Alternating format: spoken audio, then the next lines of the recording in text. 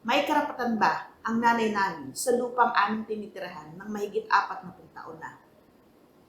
Isa sa ating mga kababayan ang nagtanong tungkol sa kanyang kinakaharap na problema. Ayon sa kanya, ang nanay niya ay nakatira ng mahigit 40 taon na sa lupang kinatitirikan ng kanilang bahay.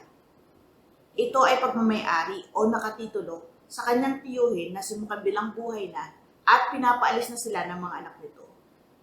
May affidavit of consent ang kanyang tiyuhin na nagsasaad na pinapayagan silang magtayo ng bahay sa kanilang lupa. Ang kanyang tanong, may karapatan ba ang nanay niya sa lupang kinatitirikan ng kanyang bahay? Ayon sa Section 47 ng Presidential Decree No. 1529, otherwise known as Property Registration Decree, registered land is not subject to prescription. By its express provision, ang sabi dito sa section na to, no title to registered land in derogation to that of the registered owner shall be acquired by prescription or adverse possession. By its express provision, Section 47 of PD 1529 states that no title to registered land in derogation to that of the registered owner shall be acquired by prescription or adverse possession.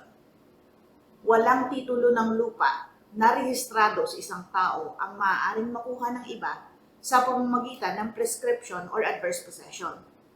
Ang ibig sabihin nito, kapag ang property ay nakarehistro at may titulo, whether original certificate of title or transfer certificate of title, ang prescription o adverse possession ay hindi magagamit laban sa rehistradong may-ari.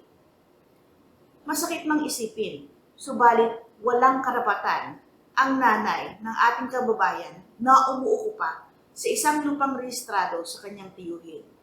At dahil namatay na ang kanyang tiyuhin, tanging ang legal heirs nito, ang asawa at ang mga anak ang tagapagmana ng nabanggit na lupa.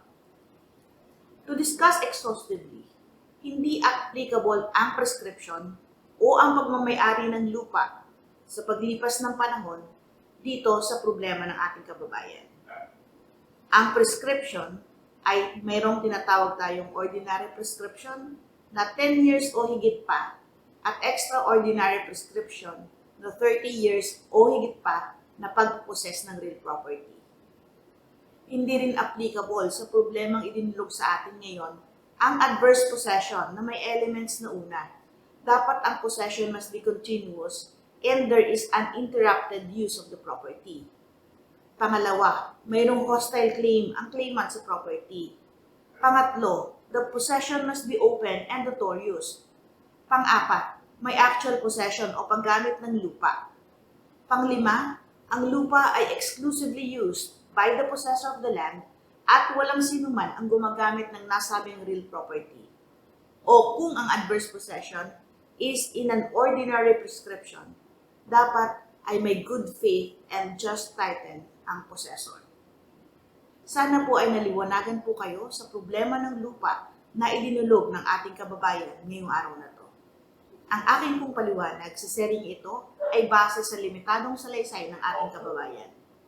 Mas mabuti na maisangguni sa malapit na abogado sa inyong lugar upang mas maipaliwanag ang inyong legal na problema. Patuloy na manood, magtanong at matuto ng tungkol sa batas. Attorney Claribel Lucila, magandang araw po.